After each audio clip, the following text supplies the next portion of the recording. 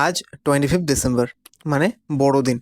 প্রত্যেক বছর এই দিনটাতে অ্যাটলিস্ট আমি চার্চে যাবই। এবারও যাচ্ছি। এই যে দুটো চার্চের জন্য দুটো ক্যান্ডেলও নিয়েছি। বহরমপুর শহরে আই থিঙ্ক আমাদের আশেপাশের মধ্যে সব থেকে টোটো বেশি এখানে।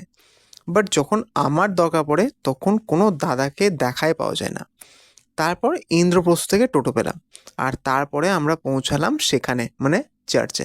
দারুণ লাগলো। তারপর গেলাম লাইন দিতে। ভাই সাব, এত লম্বা লাইন যে পুরো ইউ শেপ হয়ে গেছে। প্রায় আধ ঘন্টা পরে ঢুকলাম চার্চ প্রাঙ্গণে। ক্যান্ডেলও জ্বালালাম। তারপর ঢুকলাম চার্চের ভেতরে। বাট এবার ডেকোরেশনটা আই থিঙ্ক আমার একটু কম মনে হলো। অনেকেরই মনে হবে আই থিঙ্ক। তারপর গেলাম চার্চের মোড়ে। এদের ডেকোরেশনটা অলমোস্ট সেমই ছিল। প্রণাম করলাম, ক্যান্ডেলও জ্বালালাম।